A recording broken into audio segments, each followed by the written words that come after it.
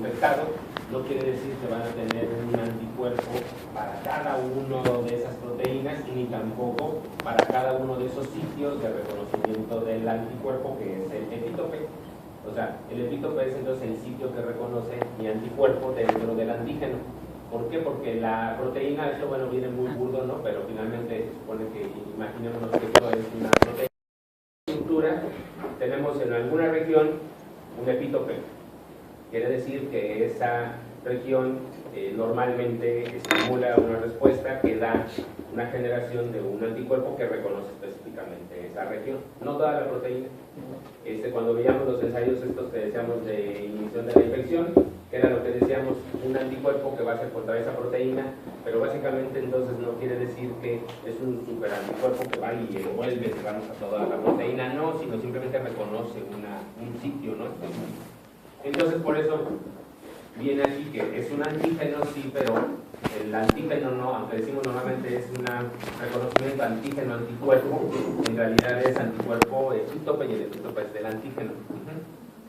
Bueno, entonces el antígeno dice acá la definición, una molécula que induce la formación de un anticuerpo que tiene uno o más lugares donde un anticuerpo puede unirse, que es entonces el epítope, esas regiones de la molécula que son reconocidas por un anticuerpo, están formadas por secuencias de aminoácidos o carbohidratos, se conoce como epítopes.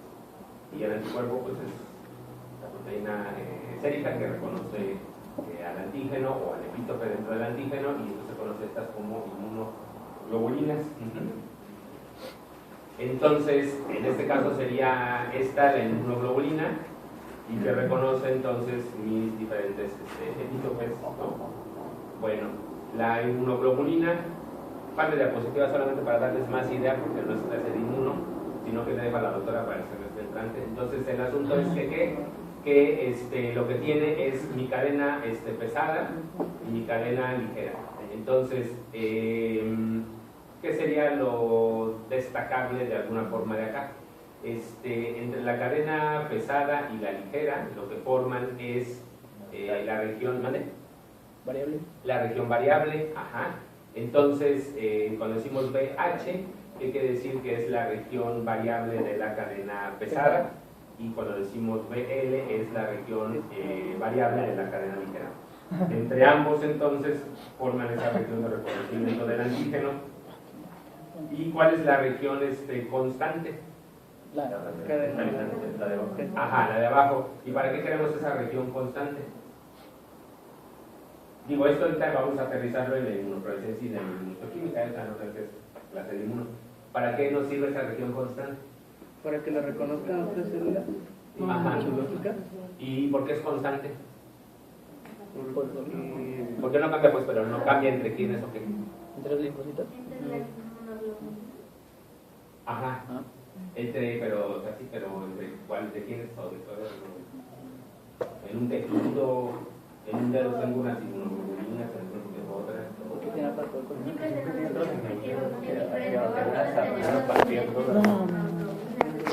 ajá, de la M salió todo. Pero todas las células tienen la misma región constante para que no haya una respuesta inmune contra las células que pertenecen a la célula. Más o menos, pero acuérdate que estos no están en la célula. Bueno, Ajá. ¿Se acuerdan cuando decíamos que había receptores FC? Ajá.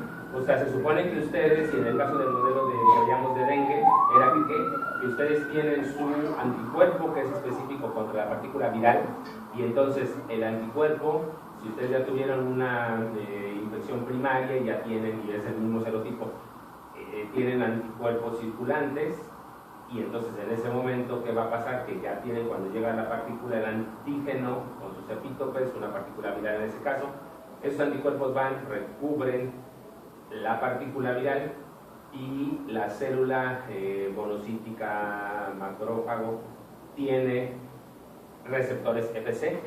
No tiene que tener especificidad por el agente infeccioso, sino simplemente es receptores FC, y el que tiene la especificidad de unión es la inmunoglobulina. Por lo tanto, cuando la inmunoglobulina se una a este antígeno de manera específica en la región variable, ese antígeno queda recubierto por regiones constantes. y esas regiones constantes son las que reconoce entonces la célula del sistema inmune en el receptor FC y fagocita. Ajá. Pero entonces finalmente, ¿qué? Me da una forma de comunicación, llamémosle, que no importa lo que esté reconociendo la inmunoglobulina en su región variable, a fin de cuentas la región constante es la misma. Ajá. Bueno, ¿eso para qué nos va a servir? En este caso de lo que estamos hablando de inmunofluorescencia y inmunistoquímica. Esa región constante es región constante conservada en especie. Ajá. Entonces, ustedes tienen si ustedes tienen una inmunoglobulina, un anticuerpo, pues, generado, vamos a pensar, yo tengo una proteína, tengo un ratón, tengo un conejo. Si yo inoculo esta proteína, voy a desencadenar la respuesta inmune en ambos organismos. Bueno, en el ratón se van a generar anticuerpos que tienen la región variable igual que la región variable del anticuerpo que se generó en el conejo, porque es el mismo antígeno, pero sus regiones constantes son diferentes porque son organismos diferentes. Por lo tanto, es que ustedes pueden tener también, porque esto a fin de cuentas es proteína, pues, inmunoglobulina en su fracción constante, pues es proteína. Ustedes pueden tener también anticuerpos específicos contra esa región constante. Ajá. Podrían tener, pues, un anticuerpo contra este anticuerpo, en pocas palabras. Pero obviamente entonces va a ser un anticuerpo, se conoce como anticuerpo secundario. Y entonces yo tengo un anticuerpo secundario, pero que solamente va a reconocer la región FC del conejo o la región FC del ratón. Entonces, ¿eso para qué me va a servir? Para las pruebas que vamos a hacer ahorita, vamos a ver. Entonces, yo cuando ocupo un anticuerpo secundario, estoy considerando tiene que ir contra la región constante, pero del organismo en el cual fue generado el anticuerpo primario, porque si no, no lo va a reconocer. ¿Sí me logré más o menos explicar? Bueno. El anticuerpo secundario debe tener región constante, tanto debe ser constante en la región constante como en la región variable. El anticuerpo, su región variable, reconoce la región constante del anticuerpo primario. Ajá, exactamente. Entonces, sí. Eso que dijo es como lo de cuando se transfunde sangre de una persona que, por ejemplo, hoy le mete sangre A.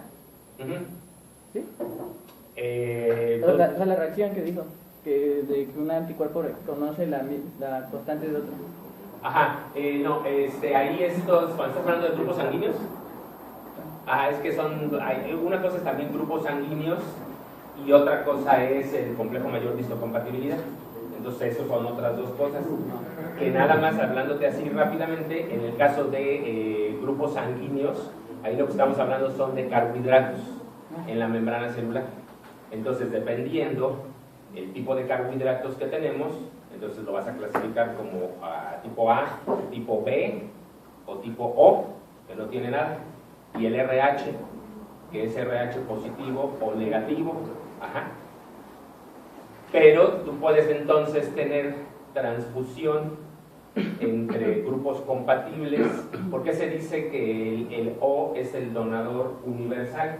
Porque no tiene, porque no tiene, a fin de cuentas, entonces no te genera ninguna respuesta. Bueno, el A y el B, o cuál es el complicado, AB, por ejemplo, pero eso entonces puedes tú transfundir, pero otra cosa es que tú puedas trasplantar, y trasplantar más bien ahora lo que estás hablando es del complejo mayor de histocompatibilidad, y que sigue siendo algo que no es esto, que no es la región constante del anticuerpo. Entonces son dos cosas, más estas son tres cosas que van a salir del semestre entrante, cuando la inmunología.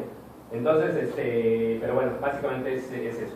Entonces, ahora tenemos, MHC es básicamente tú la célula, llega en este caso, por ejemplo, del virus que dijimos, se fagocita, se digiere y se procesa en el complejo mayor de histocompatibilidad clase 1, clase 2, o sea, un pedazo de esa proteína, tú la expones en la membrana, en las células presentadoras de antígeno, ¿para qué? Para que vengan las cooperadoras, reconozcan esta región, se active en este caso la respuesta en células B, células T, y la célula B se diferencia para célula plasmática secretora de anticuerpos específica contra esa porción que te presentó la célula presentadora de antígeno, monocito macrófago, célula dendrítica, que son las de excelencia, se presentan y entonces en ese momento contra ese péptido de 8 o 10 aminoácidos vas a generar una región variable específica para eso. Vas a tener un anticuerpo que ahora esa región que te presentó en el antígeno, cuando lo encuentres, lo va a reconocer. Ese es el ¿cómo se llama? El MFC. Entonces, bueno, ok. Entonces dice molécula de anticuerpo inmunoglobulina. Aquí decimos que conformamos nuestra región de reconocimiento del epítope entre las regiones variables, entonces de ambas cadenas. Básicamente es lo mismo que veíamos acá en el anterior. Entonces, dicho esto, tenemos diferentes tipos de inmunoglobulinas. Entonces, la que normalmente se representa, que es la que veíamos arriba, la D, E o G, que tiene entonces, ¿cuántos sitios de reconocimiento al antígeno tiene? ¿Cómo? 2. Ajá. En el caso de la A, entonces tenemos 4 y la M. Ajá, y esta. Entonces, bueno, viene una cosa que es afinidad y otra cosa que es avidez, que son diferentes cosas. ¿Qué es afinidad? ¿Qué es avidez?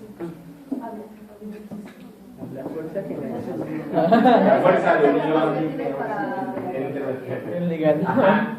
La afinidad entonces solamente considero uno de estos sitios de unión, como dice arriba, ligando monovalente a un sitio único en el antígeno, o sea, a un epítope. Y en el caso de la avidez tengo que sumar esas diferentes fuerzas. Entonces yo acá, en el caso de la inmunoglobulina E, por ejemplo, tengo entonces 2 sitios.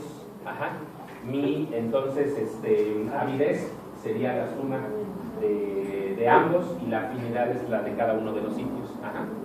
Bueno, entonces de lo que decía su compañero, yo digo, tengo inmunofluorescencia.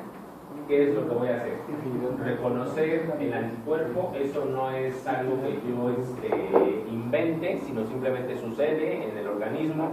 En lo normal, en las herramientas moleculares, muchas de ellas, desde luego, se diseñan exprofeso para alguna cosa que quiera uno detectar, pero es una modificación de algo que ya está establecido en el funcionamiento celular, o sea, normalmente. Entonces, el reconocimiento antígeno-anticuerpo, pues ya lo es.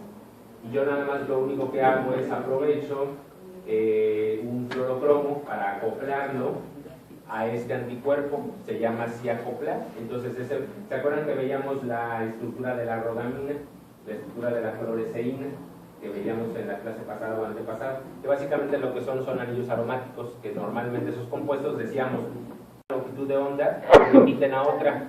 Esa energía que absorben es porque la dejan deslocalizada en anillos aromáticos con dobles enlaces. Ahí es donde guardan la energía, y cuando finalmente el electrón vuelve nuevamente a su orbital, libera esa energía y por eso entonces florece.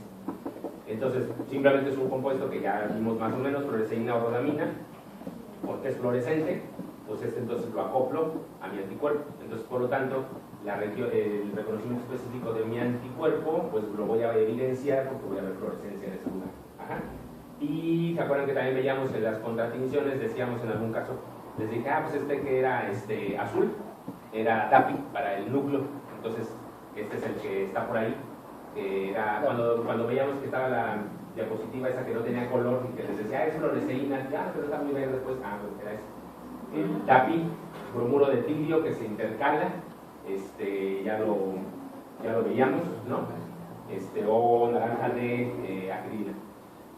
Entonces, bueno, la inmunohistoquímica, acá sería como las que les mostré entonces, ¿no? Que veíamos, se ha convocado, ¿no? Pero esa es inmunofluorescencia. La inmunohistoquímica, entonces voy a utilizar este mismo reconocimiento antígeno-anticuerpo, pero solamente que lo voy a hacer ahora en tejido. Entonces yo voy a tener que hacer la preparación, hacer corte, fijación, la tinción con el anticuerpo primario, la tinción con el anticuerpo secundario, en este caso acoplado a una enzima, no como tal un fluorocromo. Entonces, y luego ya, pues se monta para observación. Entonces vamos a ver cómo se hace, que es muy fácil. Entonces yo tengo para hacer mis cortes el microtomo, que básicamente le permite sacar rebanaditas muy pequeñas, y de esa manera entonces son finas para poder yo a fin de cuentas ver. Esto por ejemplo lo puedo ver entonces en qué tipo de microscopía se les antoja que van a poder ver una inmunohistoquímica. Electrónica. Pero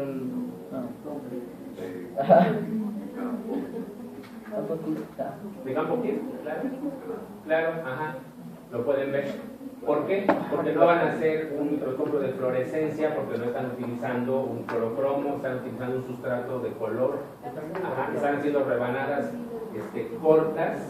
Entonces de entrada dices, ay, convocar me permitiría ver a diferentes niveles, no, pues para que corto, o sea, pues va para afuera. Entonces es una de campo claro. Entonces, bueno, tengo el corte en el microtomo, hago laminitas pequeñas, rebanadas, las fijo. ¿Para qué quiero fijar? Pues para que los componentes en las células se queden en donde estaban. Y entonces esto que se llama crosslinking, que lo realiza uno con el paraformaldehído. Lo que hace es que finalmente, como dice aquí, dice los grupos amino primario de las proteínas se unen a través entonces de enlaces metilo, CH2, metileno, CH2. Entonces, ¿qué es lo que pasa? Que finalmente, ya de esa manera se pueden imaginar que todas las proteínas en la célula quedan como entrelazadas formando ahora una malla y ya a fin de cuentas nada se mueve dentro de la célula. Ajá. Entonces eso es la fijación con paraformaldehído. También hay algunos otros, pues citrato de BPA, pero paraformaldehído es lo normal. Había por ahí cuando decíamos que se fijaban los tejidos, me acordé porque decíamos, se fijan también los tejidos en una de las microscopías, por ejemplo, para fluorescencia. Entonces, ¿por qué vienen estos otros? ¿Por qué ustedes tendrían que hacer pruebas? Porque los tejidos autofluorecen. Los tejidos, aunque yo no le ponga ningún fluorocromo, a la hora de iluminarlos, los componentes celulares en muchas ocasiones emiten fluorescencia. Entonces a mí me da lo que se conocería como un falso positivo. Yo veo fluorescencia, pero no quiere decir que ahí esté mi proteína X específica. Entonces, muchas ocasiones puede deberse al tipo de compuesto que estoy utilizando para fijarlo. Entonces por eso se ponen varios. En lo normal se utiliza para formaldehído, pero dependería en muchas ocasiones el tejido que están ustedes hablando, el tipo de células, para ver con cuál de ellos puede funcionar mejor. No porque hagan cosas diferentes, sino para que eviten sobre todo la autofluorescencia en algún caso. ¿Y por qué autofluorescen? ¿Por qué autofluorescen? Porque ¿cuáles son las moléculas que decimos fluoresceína, rodamina? Son moléculas que tienen anillos aromáticos y por eso absorben energía y la emiten. ¿Cuántas moléculas te imaginas y crees que en la célula tienen anillos aromáticos? Pues hay varias. No nada más la fluoresceína y la rodamina, sino muchos componentes celulares normales de por sí tienen anillos aromáticos. Entonces finalmente, ¿qué es lo que pasa? Que cualquier componente celular te puede dar una señal que pudiera parecer que es específica del fluorocromo, pero que no. ¿Sí? Bueno, entonces, tenemos acá que dice anticuerpo primario, anticuerpo secundario entonces, y el sistema de detección. Ajá. Que en este caso la AP, entonces es bueno, primero vamos acá, esta parte, tenemos entonces el antígeno, tenemos entonces mi anticuerpo primario y el anticuerpo secundario. Entonces, si yo utilizo el método de detección directa, ¿qué quiere decir? Que mi enzima va acoplada, acá cuando analizamos inmunofluorescencia, el que está acoplado es el fluorocromo, acá el que se acopla es una enzima. Entonces, mi enzima va acoplado al anticuerpo primario, ajá, y hago la detección. Ese es un método de detección directa. Indirecta, ¿qué pasa? Yo tengo entonces mi anticuerpo primario y un secundario, que era lo que explicábamos, la región variable del secundario contra la región constante del primario, y el secundario es el que está acoplado. Ajá.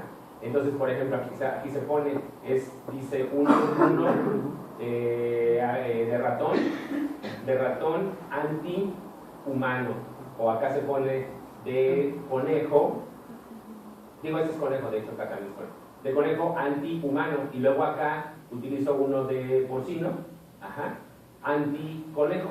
O sea, ¿por qué? Porque finalmente entonces quiere decir que que yo lo saqué de un conejo que me reconoce un antígeno de humano. Y por eso digo entonces es uno de conejo antihumano, porque el antígeno es de la especie humana, pero ese anticuerpo lo saqué de un conejo. Y luego para detectar si quiero hacer un secundario tengo que tener un anticonejo. O sea, uno que reconozca la fracción constante de los anticuerpos del conejo. Ajá.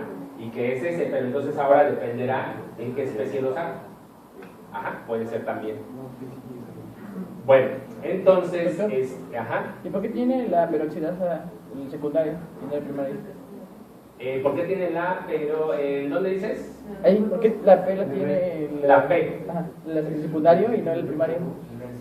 Aquí, ¿por qué lo tiene acá y no acá? Ajá. Porque es un método de detección indirecta y ese es el chiste. Ustedes, ¿qué es lo que pasaría? Imagínense, ustedes tienen 10 moléculas de antígeno. Bueno, tienen 10 moléculas de antígeno y yo tengo que ese antígeno tiene,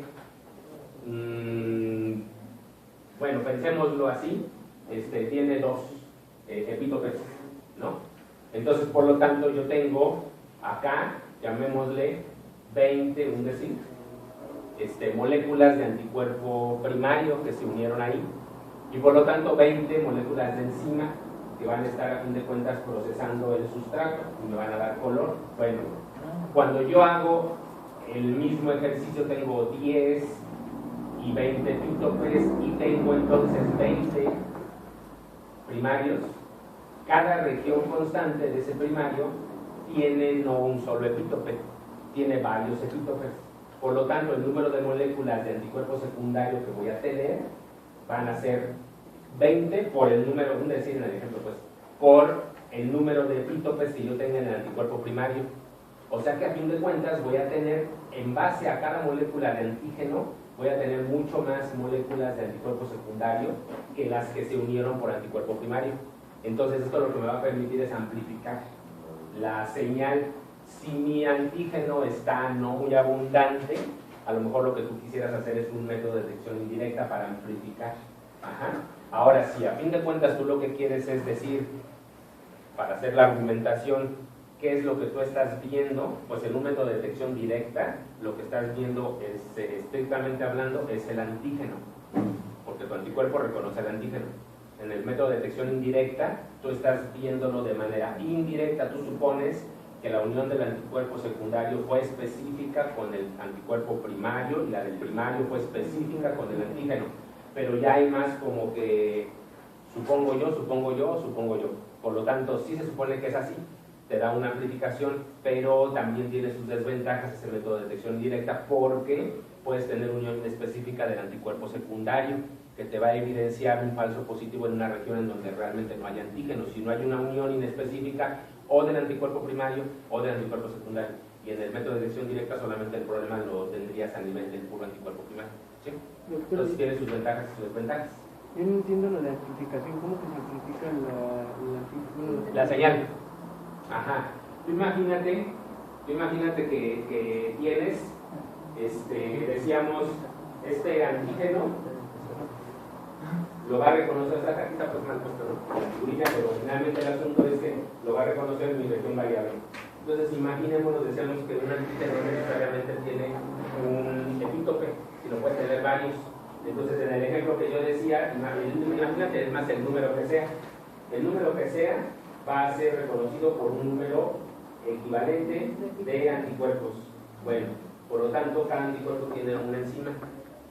Esta enzima te va a poder metabolizar un número X de moléculas de sustrato y te va a dar un número X de sustrato colorido y vas a ver la señal. Bueno, acá es el mismo número, nada más que el asunto es que esta región constante no tiene un solo epítope, por lo tanto no va a haber un solo anticuerpo que reconozca esta región constante, sino va a estar cubierto de varios. Por lo tanto, por cada antígeno y cada molécula de primario tienes varios secundarios y tienes varias moléculas que son más de la que tendrías acá. Y por eso entonces permite que sean más el número, y si había menos antígenos, porque son poquitos de por sí, vas a tener mayor número de enzimas que van a estar dando de color. Acá, pues es en la misma proporción. Por eso le decimos que se amplifica. Ajá. Sí. Siempre que encuentras así, es porque los antígenos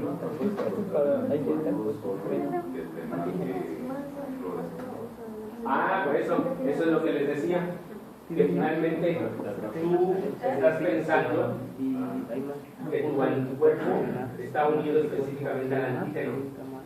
Aquí donde viene que dice anticuerpo primario, ustedes bueno, ya sus rebanadas esas que ya cortaron, las van a tener que poner a incubar con una solución, una solución X del anticuerpo primario, lo pones a incubar en agitación, ya te esperas unas horas, temperatura normalmente de frío, entre mayor es la temperatura, pues aumentas la inespecificidad de unión. Disminuyes el tiempo de incubación, pero es más inespecífico. Si bajas la temperatura, se aumenta la especificidad, pero tienes que incubar más tiempo. Bueno, entonces, como lo que queremos no es prisa y mal hecho, sino que quede bien, se lo pones en frío.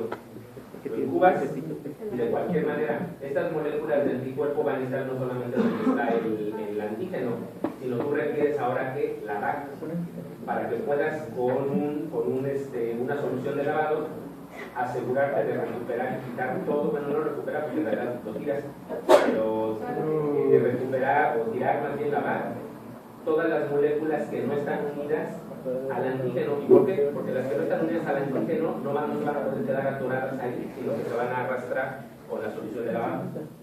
Y entonces por eso te aseguras que la unión quede solamente donde están al antígeno. En el secundario haces lo mismo, incubas en el secundario, esperas a que se haga el reconocimiento y tienes que lavar, suponiendo que esta unión específica es más fuerte que cualquier unión inespecífica y se va a retirar de la solución de lavado. Ajá. Y en el sistema de detección ya la ve, ya tengo la incubación de los anticuerpos y ahora voy a incubar con el sustrato de la enzima que haya utilizado. Y puede ser entonces esa que dice AP, que es fosfatasa alcalina, o la peroxidasa. Y entonces, pues dependiendo si es peroxidasa o fosfatasa alcalina, habrá, ahorita lo vamos a ver cómo voy a poder evidenciar eso ya lo vimos, ¿no? Directo, indirecto. Doctor, Ajá. entonces, en el antígeno primario para reconocer anticuerpo primario para reconocer la reacción constante, se le unen varios anticuerpos secundarios. Ajá, porque acuérdense que ustedes hagan de cuenta cómo yo saqué anti-FC, digamos, sería así el nombre completo, anti-FC de conejo en el cuerpito.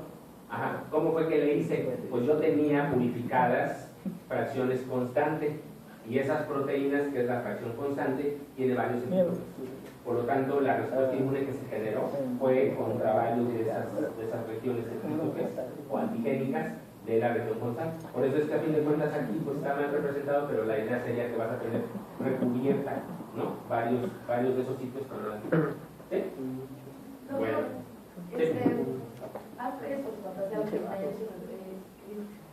Ajá, es la peroxidasa de rábano. Ajá. Es horseradish, peroxidasa. Ajá, de rábano. Entonces, bueno, los sustratos, si estamos hablando, entonces puedo utilizar tetrametilbenzidina, diaminobencidina, ABTS, que es más fácil que todo el resto, para peroxidasa. Entonces, básicamente, en el caso de peroxidasa, ustedes lo hacen, hay el reactivo, digamos, que tiene, porque luego hay unos comerciales que tienen combinación de estos, se llama luminol.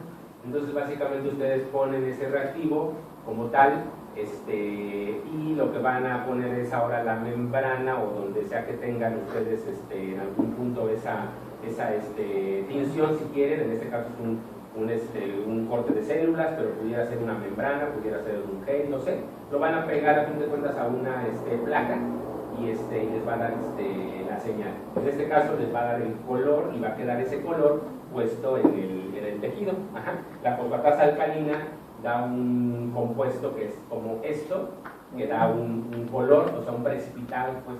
Entonces, finalmente, de esta manera es una prueba, llamémosle, o sea, ¿para cómo lo voy a hacer? ¿Para qué me sirve la inmunohistoquímica? Yo puedo, por ejemplo, evidenciar que dice virus de la hepatitis, entonces, infección. ¿Qué es lo que pasaría? Yo tengo mi tejido sano, yo tengo que el virus como tal tiene diferentes entonces proteínas, es simplemente otra partícula viral como la que vimos, entonces tiene también sus proteínas de cápside, que en este caso sería esa que viene señaladas, viene S, C, E. Entonces tengo proteínas virales y decíamos, ¿se acuerdan que hay unas proteínas que son estructurales de los virus, otras proteínas que se expresan durante el ciclo replicativo? Si ustedes están viendo, por ejemplo, en el caso de la C, de la S, que es una partícula, una proteína que ustedes requieren para formar nuevas partículas virales, y yo entonces tengo un anticuerpo específico contra ellos, pues entonces si a la mera hora ese anticuerpo se une en el tejido, porque quiere decir que están esas proteínas ahí, pues ¿qué me está evidenciando?